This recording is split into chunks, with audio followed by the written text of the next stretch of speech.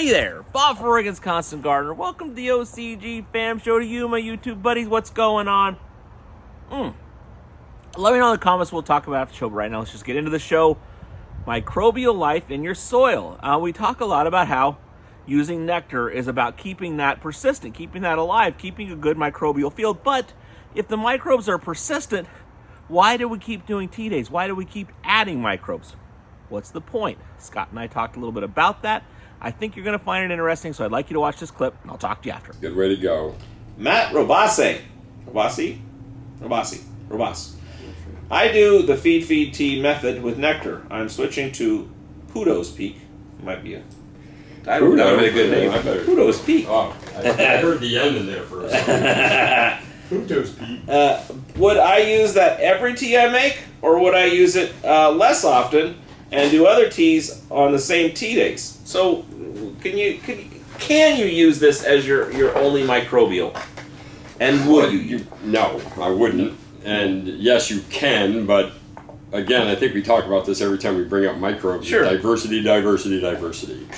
That Pluto being as strong it is as far as spore content, we don't have you applying it every other week because it's a waste of your money. Well, also, in theory, could be a bad thing that you're getting too much of this thing, although they'll probably fix that themselves by dying. It won't be in there long enough for them to be an issue, but it's more about the issue. I mean, it tells people we're expensive when you have to over-apply the stuff, so don't over-apply it. You don't need to. They survive.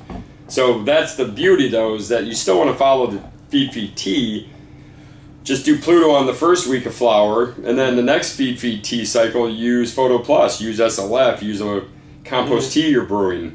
Don't use cultured products, but use anything but. Would you say that all these microbes you use are persistent? That we recommend? Yes, that we recommend. Well, I would say if they actually are alive, and they actually make it to being a little teenager microbe in your field. At that point, if they've actually made it and are alive, are they persistent at that point unless you fuck it up? Yeah, or till them, or destroy them, or cook them with acid. Yeah, that's it. It's the thing I like about Photo Plus is it's a consortium of 30. Yeah. So you're not just adding a phosphorus fixing that's going to sit there and just stockpile, but the little bit of phosphorus fixing and the other forms of bacillus or other forms of bacteria, they eat each other in that biota and they create these life cycles for each other. So they keep the balance of nature correct outside of our mind's eye because we don't see this. Sure. But knowing that what the Soil Food Web does, if you're not constantly giving them a diverse population for them to police and control, you will get the one guys who are the biggest guys and everybody else will fall to them because they're going to be the rulers of the soil. So you've seen these terrariums where they take a big jug and they put a bunch of stuff in there, put a cork in it, and it lives on its own for decades. Yeah. If you threw some microbials in there in mass, they could actually fuck that up because they would... Oh, they'd throw the whole... out of whack. Yep. And that's, to some extent, what could happen, possibly, when you're using very specialized microbes.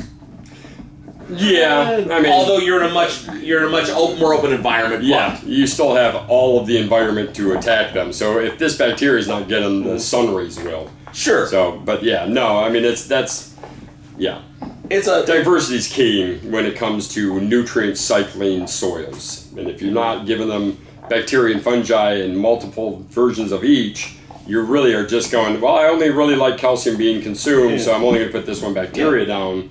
You really want to make sure you've got the nitrogen eaters and the phosphorus, and you really got to get the ones that eat the bacteria who do eat the phosphorus, because if you don't get them, that bacteria is sitting there holding that phosphorus and never releasing it because it doesn't have a predator to come and consume it, and when that gets consumed, its whole makeup becomes a nutritional value for the plant and the roots to absorb. This million-year-old plant that has been living indoors for 30 years, generations, and learned how to live in this, you're telling it that you know better than it does when you're trying to do we all something. are, that's the whole problem, is we're not God, and we can't sit here and create the perfect indoor cycle because we can tell you what time the lights turn on and off. It's so far from it.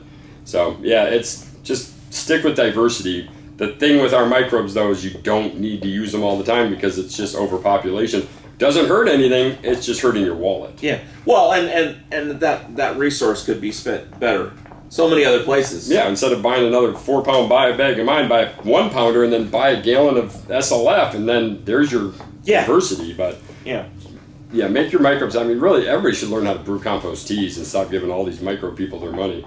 There's very few micro bottles. I mean, I still stand by Photo Plus because it's so unique, and I do stand by SLF because it's more of a digesting enzyme. But a lot of these powdered microbes are just brew your own. Do it for pennies. Don't buy other people. You don't know when the spores are dead. So, okay, what do you think? Informative, entertaining, helpful? Agree, disagree? Questions, comments? Put them in the comments and we'll talk about it. I love you. We'll see you tomorrow. The OCG Fam Show. It's pretty good. It happens every day. It's the OCG Fam Show. See you tomorrow.